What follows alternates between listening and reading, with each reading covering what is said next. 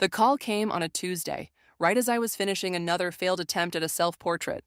My hands were covered in charcoal, and dark smudges decorated my workspace like accusations of mediocrity. Brian's voice echoed in my head. "Why do you even bother, Layla? You'll never be good enough. I'm Layla, and for 30 years, I've lived in the shadow of my perfect older brother." The phone kept ringing, and I almost let it go to voicemail. Another habit born from years of expecting disappointment. But something made me answer. "Ms. Wheeler, this is James Morton from Morton and Associates law firm. I'm calling regarding your Uncle Robert's estate." My Uncle Robert? I hadn't seen him in years, though he'd always been the only one who believed in my art. The last time we spoke, he'd bought one of my paintings for what I later learned was 10 times its asking price. "I'm afraid I don't understand," I said, wiping charcoal on my jeans. "Uncle Robert passed away 3 months ago." "Yes, and after extensive review, his will has finally cleared probate. Ms. Wheeler, you've been named the sole heir to Armstrong Arts International." The charcoal pencil slipped from my fingers. That's impossible. Uncle Robert owned one of the largest art dealership networks in the country. Indeed. The company currently manages 16 galleries across 3 continents, with numerous subsidiary businesses. Would you be available to meet tomorrow morning to discuss the details? I sat down hard in my paint-splattered chair. Yes, I suppose I would. The next morning, I walked into Morton and Associates wearing the only business suit I owned, a black ensemble I'd bought for Uncle Robert's funeral. The receptionist directed me to a conference room where I met James Morton and another man who introduced himself as Emerson Armstrong, the company's chief advisor. "Your uncle spoke often about you," Emerson said, his kind eyes crinkling at the corners. "He believed in your vision for art as something that should be accessible to everyone, not just the elite." James cleared his throat and began laying out documents. "There are several matters we need to discuss, but first—" A knock interrupted him. His secretary entered with a stack of folders, and as she set them down, a familiar name caught my eye on one of the papers. "Wait," I said, reaching for the document. "Is that Brian Wheeler?" Emerson and James exchanged glances. "Yes," Emerson confirmed. "Your brother has been employed at one of our subsidiary companies for the past 18 months. My stomach churned. Brian, who'd spent years mocking my artistic aspirations, worked for an art company? The same company I now owned? Does he know about this? About the inheritance? "Not yet," James replied. "The reading of the will was private, as per your uncle's instructions." I thought about Sunday dinner just 2 days ago, where Brian had dominated the conversation with stories about his corporate successes. "When are you going to grow up and get a real job, Layla?" he'd asked, smirking over his wineglass. "You can't play with crayons forever." "Ms. Wheeler?" Emerson's voice pulled me back. "There's something else you should know. We've noticed some concerning patterns in the financial reports from your brother's division." My throat tightened. "What kind of patterns?" "Irregularities," he said carefully. "Nothing concrete yet, but—" "Show me everything," I interrupted, surprising myself with the firmness in my voice. For the next 2 hours, they walked me through the basics of the company structure, my new responsibilities, and the preliminary findings regarding the financial discrepancies. By the time I left the office, my head was spinning with information, but one thought remained crystal clear. Brian had no idea his little sister now held his career in her hands. That evening, my phone buzzed with a text from my best friend Zara. "Drinks, you sound weird." I met her at our usual spot, a quiet bar with abstract art on the walls. After I told her everything, she leaned back with a low whistle. "Holy shit, Lay. What are you gonna do?" I traced the condensation on my glass, thinking about years of snide comments and undermining remarks. About being the family disappointment. About Brian's smug face every time he achieved something I couldn't. "I don't know yet," I admitted, "but for the first time in my life, I have real power. And I took a deep breath. I think it's time to use it." Zara reached across the table and squeezed my hand. "Whatever you decide, I'm here for you. But Lay, don't let him make you small anymore." My phone buzzed again, a message from Emerson with a preliminary audit report attached. The first line made my blood run cold. Unauthorized transfers totaling $2.1 million. I looked up at Zara, my heart pounding. "I think my brother's been stealing from the company. My company." The weight of those words settled over me like a heavy cloak. For years, I'd tried to earn my family's approval through my art. Now, with a twist of fate I never saw coming, I had the power to expose the golden child for what he really was. The question was, did I have the courage to use it? The Armstrong Arts International headquarters felt like entering another world. Floor-to-ceiling windows offered panoramic city views, and original artwork adorned every wall. My footsteps echoed across marble floors as I followed Emerson to his office. "Coffee?" he offered, gesturing to a sleek machine. "Please, I haven't slept much since yesterday." He handed me a steaming cup and pulled up financial records on his dual monitors. "These are the transactions we flagged. Notice anything unusual?" I leaned forward, scanning the numbers. Despite my limited business experience, even I could spot the pattern. Regular transfers always just under the reporting threshold, flowing through a maze of subsidiary accounts. "Who authorized these?" I asked, though I already knew the answer. "Your brother has signing authority up to $250,000. Each individual transfer stays under that limit, but collectively..." Emerson's voice trailed off. My phone buzzed, a text from Brian. "Heard you were at AAI? What's little sis doing in the big leagues?" I ignored it, focusing on the screen. "Show me everything from the past year." Hours passed as Emerson and his team walked me through the company's structure. By lunch, my head throbbed with information overload. But one thing was clear. Brian had been systematically siphoning money through a complex web of transactions. A knock at the door interrupted our discussion. "Ms. Wheeler?" A young woman entered, carrying a tablet. "I'm Zara Steele, your new assistant. Mr. Armstrong hired me this morning." I smiled, recognizing my best friend in her professional disguise. We'd discussed this plan last night, having someone I could trust on the inside. "Perfect timing," Emerson said. "We were just about to visit the subsidiary office where Brian works." My stomach clenched. "Today?" "No time like the present. Don't worry, it's just a routine new owner tour. Brian won't suspect anything."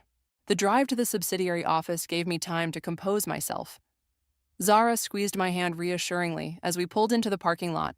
"Remember," she whispered, "you're the boss now." The office lobby buzzed with activity. Employees straightened their postures as we walked past, word of the new owner's visit spreading like wildfire. Then I heard his voice. "Well, well, if it isn't my baby sister." Brian strode toward us, all confidence and expensive suit. He hugged me too tight, his cologne overwhelming. "What brings you to our humble workplace?" "Just touring my new company," I said, watching his face carefully. He laughed, but something flickered in his eyes. "Your company? That's cute." "Ms. Wheeler is indeed the new owner of Armstrong Arts International," Emerson stated firmly, "including all subsidiaries." Brian's smile froze. "Is that so? Uncle Robert always did have an interesting sense of humor." "We'd love a tour of the financial department," I said, matching his fake smile, "since you're so familiar with the operations here." His laugh turned sharp. "Sorry, sis, but I have meetings all afternoon. Perhaps another time?" "Cancel them," I said quietly. "This takes priority." The silence stretched between us, heavy with unspoken tensions. Finally, Brian's facade cracked slightly. "Of course. Right this way." As we followed him through the office, I noticed how he skipped certain areas, steering us away from specific departments. Zara took careful notes on her tablet, while Emerson asked pointed questions about financial protocols.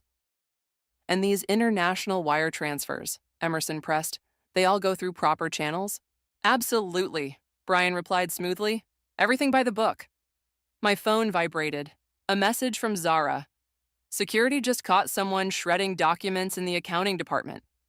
"Brian," I interrupted his rehearsed speech about compliance procedures. "Why don't we check out the accounting department next?"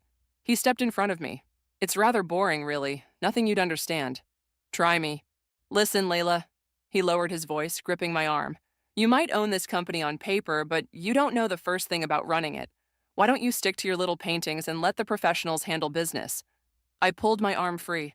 "Remove your hand, or I'll have security do it for you." The mask slipped completely then, revealing the contempt I'd always known was there. "You're making a mistake," he hissed. "No, Brian. I think I'm finally fixing one." I turned to Emerson. "Please have it freeze all accounts Mr. Wheeler has access to, effective immediately, and send a team to secure the accounting department." Brian's face went pale. You can't do that. Actually, I smiled, I can, and I just did. As security arrived to escort us to accounting, I caught a glimpse of Brian pulling out his phone, fingers flying over the keys. Whatever evidence he was trying to destroy, whatever accomplices he was trying to warn, it was too late. The house of cards was about to come down, and my perfect brother had no idea I held the winning hand. Zara's tablet pinged with an alert. She showed me the screen. Multiple attempts to access offshore accounts, all within the last 5 minutes. Game on, big brother. The cafe where I'd arranged to meet Alexis was quiet for a Saturday morning. I spotted her immediately. Brian's wife still had that perfect posture, designer handbag placed just so on the table. We hadn't really talked since she married my brother 5 years ago. Layla. She stood to hug me, her smile genuine but strained. It's been too long. Thanks for meeting me. I sat down, noting the dark circles under her makeup. How are you holding up? Her fingers tightened around her coffee cup. You mean since you froze all of Brian's work accounts? He's been difficult. I can imagine. I paused as the waiter brought my cappuccino. Remember when we were roommates in college? You used to tell me everything. That was before I married your brother. Alexis looked down. Things change. Do they have to? She met my eyes then, and I saw a flicker of the old Alexis, the one who'd stay up late with me, sharing secrets and dreams. Brian's been acting strange lately. Secretive. He's been making a lot of late-night phone calls in his office. When did it start? About a year ago. He started coming home later, more stressed. Sometimes he'd wake up in the middle of the night to check his laptop. She hesitated. Last month, I found him shredding documents at 3 a.m. My heart raced. Did you see what they were? No, but... Alexis reached into her bag, hands shaking slightly. I took pictures of some papers he left in his home office. I shouldn't have, but something felt wrong. She slid her phone across the table. The photos showed spreadsheets, account numbers, and what looked like offshore banking details. Why are you showing me this? I asked quietly. Tears welled in her eyes. Because the Alexis who was your best friend would have done it years ago. Because I've spent 5 years watching Brian tear you down while building himself up on lies. She took a shuddering breath. And because last week, I found divorce papers in his desk, already signed, dated 3 months ago. My hand found hers across the table. I'm so sorry. Don't be. I think I've known for a while that something wasn't right. But Layla, she squeezed my hand. Whatever you find, whatever you do, be careful. Brian's not just angry, he's scared. And he's been making calls to some people I don't trust. The cafe door chimed, and we both jumped as Zara walked in, right on schedule. Alexis, what a surprise. Zara's performance was perfect as she pulled up a chair. I didn't know you two were meeting today. Just catching up, I said, watching Alexis carefully. Zara's been helping me adjust to running Uncle Robert's company. Alexis's eyes widened slightly at the casual mention of my new role. It must be overwhelming. It would be, except for some excellent advisors. I nodded to Zara, who pulled out her tablet. Speaking of which, Zara said, we found something interesting in the international accounts. Transfers to a company called Artemis Holdings? Ring any bells? Alexis went pale. That's the company Brian told me to register last year, in my maiden name. Zara and I exchanged looks. Did he tell you why? He said it was for tax purposes, that lots of executives do it. She pressed her hands to her face. Oh God, what did I help him do? Nothing yet, Zara assured her. The company exists, but it's clean, no transactions. He wanted me to sign some transfer papers next week, Alexis whispered. Said it was urgent. My phone buzzed. A text from Brian. Where's my wife? She's not answering her phone. He's checking up on you, I said, showing her the message. Alexis straightened her shoulders, something hardening in her expression. Let me help. Whatever you need to know, whatever evidence you're looking for, I want to help find it. It could get ugly, I warned. Brian won't forgive either of us. There's nothing left to forgive. She pulled out a USB drive. Here's everything I could copy from his home computer. Financial records, emails, contact lists. She slid it across the table. Just promise me one thing. Name it. When you take him down, because we both know that's where this is heading, make it clean. Make it permanent. No second chances. My phone buzzed again.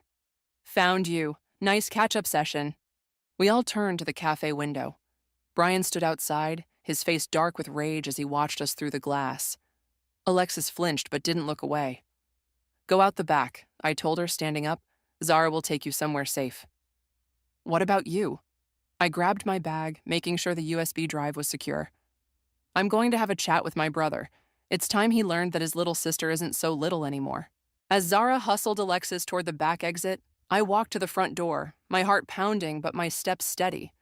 The game had changed now. It wasn't just about money anymore. It was about every person Brian had ever used and discarded. Time to show him what real power looks like. Brian grabbed my arm the moment I stepped outside the cafe. What the hell do you think you're doing? I yanked free, keeping my voice steady. Having coffee with an old friend. Problem? Don't play dumb, Layla. I saw you with my wife. His face was flushed with anger. What lies have you been telling her? Interesting choice of words, considering the divorce papers you've been hiding. That caught him off guard. His eyes narrowed. Been snooping through my personal life now? Guess Uncle Robert's money bought you some courage. No, Brian, you did that all by yourself. I started walking toward my car. Years of belittling me, making me feel worthless. You taught me exactly what kind of person you really are. He followed, his expensive shoes clicking on the pavement. Oh, please. You're still the same pathetic little girl who can't handle real responsibility. You think you can run a multinational company? You can barely run your own life. I spun to face him. Is that why you've been embezzling millions? Because you're so much more responsible? Prove it. His smile was cold. You've got nothing. I pulled out my phone, showing him a screenshot Zara had sent earlier. Wire transfer to Artemis Holdings, authorized by you, scheduled for next week. Ring any bells? The color drained from his face. Where did you get that? I own the company, remember? Every transaction, every account, every dirty little secret, it all belongs to me now. I stepped closer. Did you really think you could hide it forever? You have no idea what you're dealing with, he snarled. I've spent years building connections you couldn't imagine. One phone call, and your precious inheritance disappears. Try it. I held up the USB drive. While you're at it, explain these records to the FBI. I'm sure they'd love to hear about your offshore accounts. His hand shot out, grabbing for the drive, but I was ready. I stepped back, watching his desperation grow. What do you want? He demanded. Money? Is that it? Name your price? I laughed, the sound bitter even to my own ears. You still don't get it, do you? This isn't about money, it's about justice. Justice? He spat the word. You're just jealous. You've always been jealous of my success, my marriage, everything I've achieved. Achieved? My voice rose. You mean stolen. From the company, from Alexis, from everyone who trusted you. Alexis? He laughed harshly. My wife knows her place. She won't say a word against me. Ex-wife, I corrected, and she already has. The mask slipped completely then. Brian's face contorted with rage as he lunged forward, but a hand caught his shoulder. Is there a problem here? Camden, my artist friend who owned the cafe, stood behind Brian. His tall frame towered over my brother. Brian shrugged off Camden's hand, straightening his jacket. Family discussion, private. Doesn't look private from where I'm standing, Camden said calmly, and my security cameras caught everything. I saw the calculation in Brian's eyes as he looked between us. This isn't over, little sister. You want to play hardball? Let's play. But remember, you started this war. No, Brian. You started it years ago. I'm just finally fighting back. He turned to leave, but paused. Tell Alexis she has 24 hours to come home, or she'll regret it.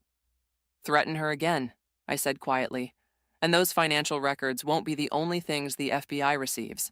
He stormed off, nearly knocking over a parking meter in his rage. Camden touched my arm gently. You okay?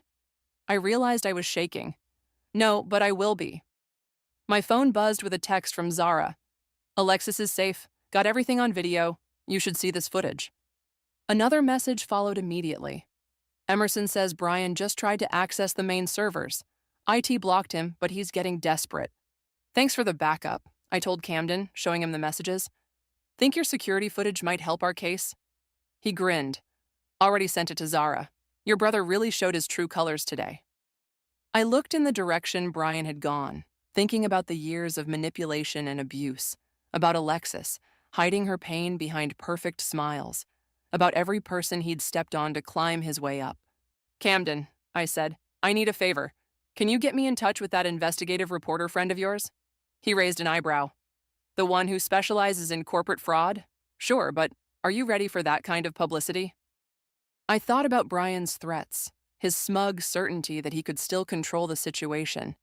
Yes, it's time everyone saw who my brother really is. My phone buzzed again. Emerson this time. "Emergency board meeting called for tomorrow. Brian's trying to rally support against you." I smiled grimly. "Tell Emerson I'll be there, with evidence." The war was on, and this time I wasn't backing down. The boardroom hummed with tension as I spread the documents across the polished table. Emerson stood at my side, pointing out key figures to the assembled board members. Brian's empty chair glared at me from the opposite end. "As you can see," Emerson explained, "the pattern of fraudulent transactions extends back 18 months. A board member adjusted his glasses. "And you're certain these originated from Mr. Wheeler's department?" "More than certain." I nodded to Zara, who distributed additional folders. Page 3 shows his electronic signatures on every major transfer. The boardroom door burst open. Brian strode in, flanked by 2 men in expensive suits. "Sorry I'm late," he announced, not sounding sorry at all. "I had to collect my legal representation." "This is a closed board meeting," Emerson stated firmly. "A meeting about me, without me?" Brian's laugh was sharp. "My lawyers advised against that." "Your lawyers," I said, standing up, "might want to see this first." I gestured to the screens behind me as Zara started the presentation. Security footage from multiple angles showed Brian's confrontation outside the cafe, his threats clearly audible. One of his lawyers winced. "Illegal surveillance," Brian snapped. "Inadmissible." "Public space," Zara corrected. "Perfectly legal." The boardroom door opened again. Alexis walked in, her head high, followed by 2 people I recognized from the FBI's white-collar crime division. Brian's face went chalk white. "What is this?" "Special Agents Marcus and Rivera," one of them announced, showing his badge.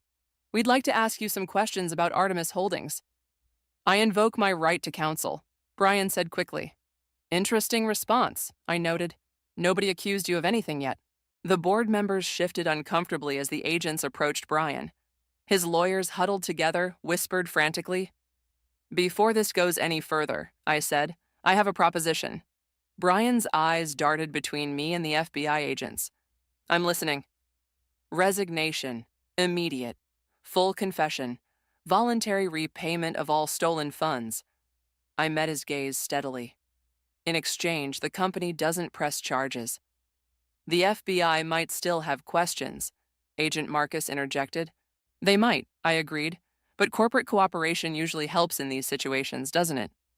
Brian's lawyer nodded slightly to him. "And if I refuse?" Brian challenged. Alexis stepped forward, placing a stack of papers on the table. "Then I submit these to the FBI. Every transaction, every hidden account, every conversation where you detailed your plans." Her voice trembled but held firm. "Including the ones where you discussed having me take the fall if you were caught." The second lawyer immediately stood up. "If you'll excuse us, we need to consult with our client."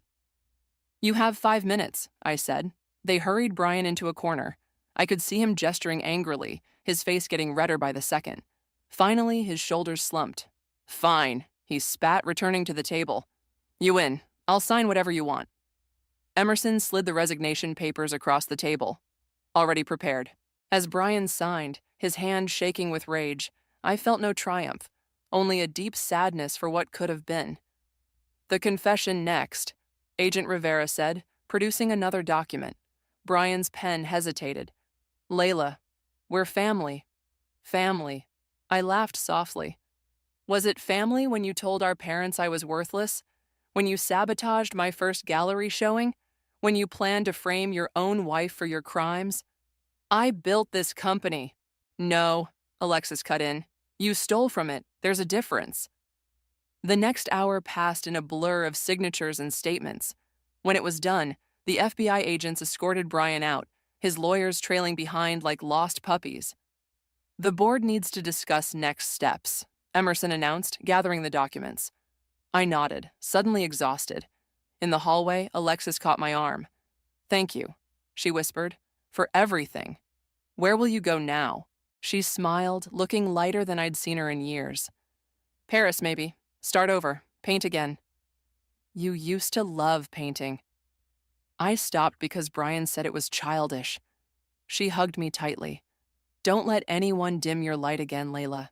You're stronger than I ever was. After she left, Zara appeared with coffee and a concerned look. You okay? No, I admitted. But I will be. My phone buzzed. A message from our mother. What have you done to your brother? I showed it to Zara, who rolled her eyes. Want me to handle it? No. I straightened my shoulders. It's time I handled my family myself. Ms. Wheeler, Emerson called from the boardroom. They're ready for you. I took a deep breath, thinking of Uncle Robert. He'd seen something in me that even I hadn't recognized. Strength, determination, integrity. Coming, I called back. It was time to build something new from the ashes of my brother's destruction. Something honest. Something real. Time to prove that the little sister with the paint-stained hands could do more than just survive. She could lead. My parents' house looked exactly the same. Pristine lawn, perfect flowers, Brian's old sports trophies still proudly displayed in the front window. I'd been avoiding this confrontation for a week, but after 30 missed calls and countless accusatory texts, I couldn't put it off any longer. Mom opened the door before I could knock. Finally decided to show your face? Hello to you too, Mom. The living room was a shrine to Brian's achievements. Photos, awards, newspaper clippings. My own art degree diploma was nowhere in sight. Dad sat in his usual armchair, looking older than I remembered. Explain yourself, young lady. Explain what? I settled onto the couch. How your perfect son embezzled millions? How he planned to frame his wife? Or how he threatened me in broad daylight? Lies. Mom's voice shook. Your brother would never... I have proof. I pulled out my tablet, playing the security footage. Everything's documented. The FBI has it all. They watched in silence as Brian's threats echoed through the speakers. Mom's hand flew to her mouth when he lunged at me. He was under stress, Dad argued weakly. You provoked him. By existing? Yeah, that's always been enough to provoke Brian, hasn't it? You're just jealous, Mom snapped. You've always been jealous of his success. I laughed, the sound harsh even to my own ears. Success? Let me show you his kind of success. I pulled up the financial records, the offshore accounts, the documented threats against Alexis. With each new piece of evidence, their faces grew paler. He's your brother, Mom whispered. How could you do this to him? How could you do this to me? I stood up, hands shaking. For 30 years, I've watched you worship him while he tore me down. Every achievement ignored, every dream mocked. Did you know he sabotaged my first gallery showing? Paid critics to trash my work? Dad shifted uncomfortably. That's not true. Here's the proof. I showed them the emails we'd found. He couldn't stand the idea that I might succeed on my own merit. But he had such potential, Mom protested. And I didn't? Look at me, Mom. Really look. I'm running a multinational company. My art is in galleries across 3 continents. I did that despite you both, despite Brian, despite everyone who said I couldn't. The doorbell rang. Mom started to rise, but I waved her down. That'll be Alexis. Alexis? Dad frowned. Why would she? Because she's filing for divorce, and she wanted you to hear her side before Brian spins his lies. Alexis entered, looking elegant and composed. The contrast between her confidence now and her former nervous demeanor was striking. Hello, she said quietly. I thought you should know the truth. For the next hour, Alexis detailed years of manipulation, emotional abuse, and financial schemes. She showed them the divorce papers Brian had hidden, the threatening texts he'd sent after I confronted him. He was going to blame me, she finished. Set me up to take the fall for everything.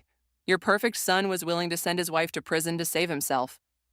Mom was crying silently. Dad stared at his hands. The FBI is still investigating, I added. They'll probably want to talk to you both. I wanted you to be prepared. What do we do? Mom asked, her voice small. Stop enabling him. Stop making excuses. For once in your lives, see him for what he really is. My phone buzzed. Emerson. Brian's trying to access company accounts through a back door. IT caught it. Want us to alert the FBI? Yes, I texted back. Then to my parents, he's still at it. Even now, he's trying to steal more. Dad finally looked up. I don't understand. We gave him everything. That's the problem, Alexis said gently. You gave him everything, including permission to destroy anyone who got in his way. Including his own sister, I added. His own wife. Mom reached for a photo of Brian, him in his college graduation gown, beaming at the camera. Where did we go wrong? By believing he could do no wrong. I stood up. I have to go. The company needs me. But think about something. All those years you spent promoting Brian's potential, I was actually living up to mine. Alexis followed me out. In the driveway, she squeezed my hand. That was brave. Was it? I feel sick. They needed to hear it, all of it. She smiled sadly. My flight to Paris leaves tomorrow. New life, new start. Send me your art when you start painting again? Only if you promise to display it in one of your galleries. My phone buzzed again. Zara this time. FBI wants to meet. Brian's getting desperate. I hugged Alexis goodbye, watching as she drove away. Through the living room window, I could see my parents holding each other, surrounded by the wreckage of their illusions. Sometimes justice feels like breaking things. Sometimes it feels like finally being able to breathe. I got in my car, ready to face whatever desperate move Brian had planned next. The truth was out now. No more shadows, no more pretending. Time to finish what I started. The emergency board meeting was already in chaos when I arrived. Brian had somehow gotten in before me, and he was standing at the head of the table, wild-eyed and disheveled. There she is, he shouted, the artist who thinks she can run a business. Security moved to remove him, but I held up my hand. Let him speak. I want everyone to hear this. Oh, you want to hear me? Brian's laugh was unhinged. How about we hear about your complete lack of qualifications? Your failed art shows? The fact that you couldn't even sell a painting without Uncle Robert's pity? Are you done? I kept my voice steady, setting my briefcase on the table. Done? I'm just getting started. He pulled out a stack of papers. I have proof that you're unfit to run this company. Proof that Uncle Robert was mentally incompetent when he changed his will. The board members murmured uncomfortably. Emerson stepped forward. Mr. Wheeler, I advised your uncle personally. He was of sound mind. Really? Brian slapped more documents down. Then explain these medical records. I opened my briefcase calmly. You mean the forged medical records you created last night? The ones you paid Dr. Marcus to backdate? His face went white. How did you? Dr. Marcus called me this morning. He's very cooperative when faced with losing his medical license. I nodded to Zara, who started distributing folders. He provided quite detailed information about your attempt to falsify Uncle Robert's medical history. One of the board members gasped as she read the contents. Mr. Wheeler, this is criminal. It's lies, Brian snarled. All lies. Just like her paintings, worthless imitations of real art. Speaking of art, I pressed a button on my phone, and the boardroom screens lit up. Let's talk about the real reason Uncle Robert left me the company. Security footage appeared, showing Brian in one of our storage facilities, replacing original artworks with forgeries. 3 months ago, I explained, Uncle Robert discovered that Brian had been selling authentic pieces and replacing them with high-quality fakes. The profits went straight to his offshore accounts. You can't prove that was me, Brian said quickly. Actually, we can. Agent Marcus entered the room, followed by his FBI team. We found your forgery supplier. He's been very informative. Brian lunged for the door, but security blocked his path. This is a setup. She's framing me. Like you planned to frame Alexis? I asked quietly. The boardroom door opened again. Alexis walked in, carrying a laptop. I think the board should hear this. She played an audio recording. Brian's voice, crystal clear. If anything goes wrong, all evidence points to my wife. She signed everything. She'll take the fall. That's inadmissible, Brian shouted. She recorded me illegally. Wrong again, Agent Marcus said. She was already cooperating with our investigation. The recording was authorized by court order. Brian's lawyers, hovering nervously by the door, began gathering their things. Wait, Brian called to them. You can't leave. I'm paying you to... Your accounts are frozen, I interrupted. All of them, including the hidden ones in the Cayman Islands. He slumped into a chair, the fight draining from him. You've ruined everything. No, Brian, you did that yourself. I turned to the board. Ladies and gentlemen, I move to formally remove Brian Wheeler from any position within this company and its subsidiaries. Seconded, Emerson said firmly. The vote was unanimous. As the FBI led Brian away in handcuffs, he tried one last time. Mom and Dad will never forgive you for this. Actually, said a quiet voice from the doorway, we're here to support your sister. Our parents stood there, looking small and tired. Mom's eyes were red from crying, but her spine was straight as she watched her golden child being led away. How could you? Brian called to them.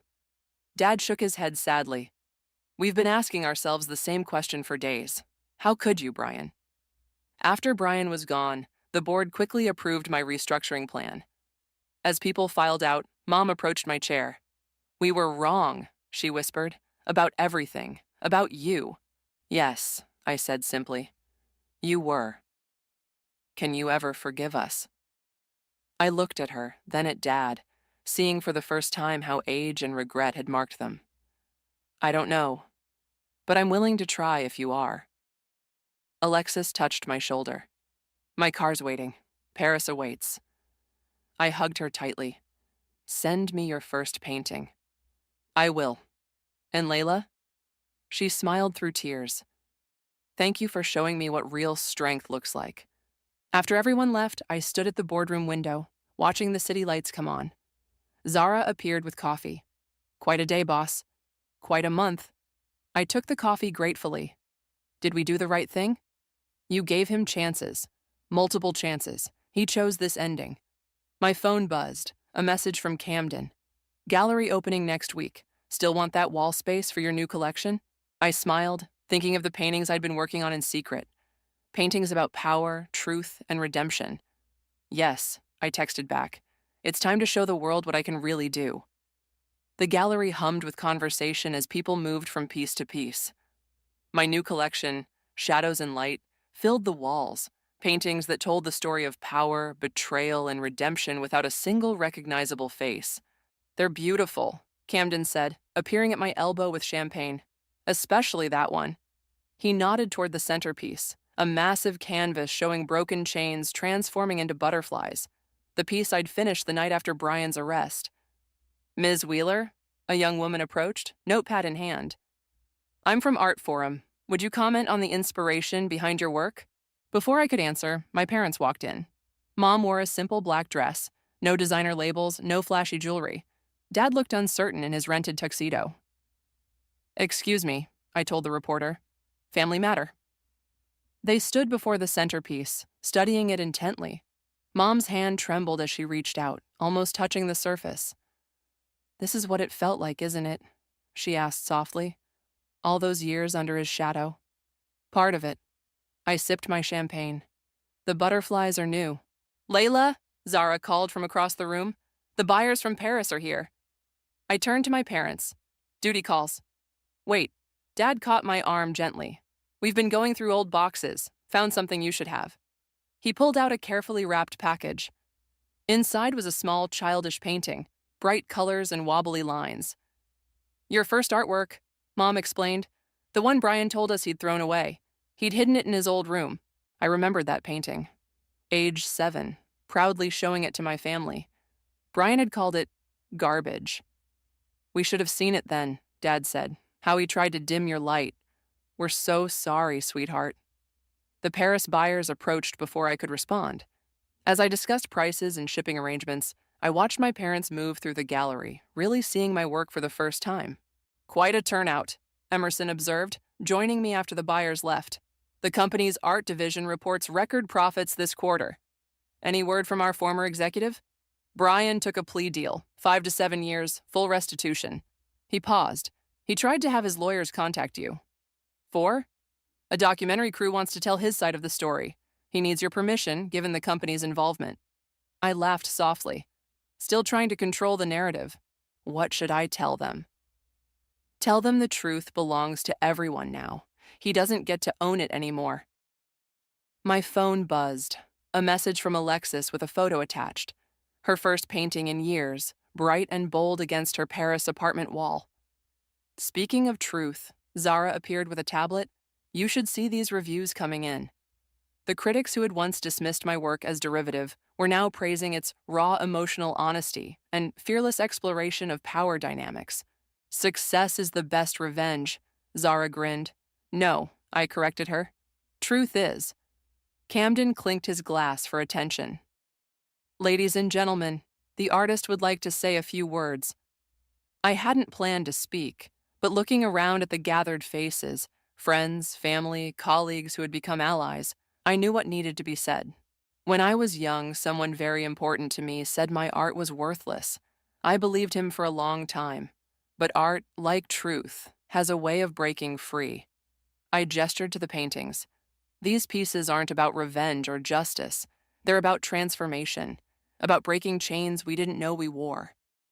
My parents moved closer, Mom wiping tears. Someone else once told me that power isn't about control.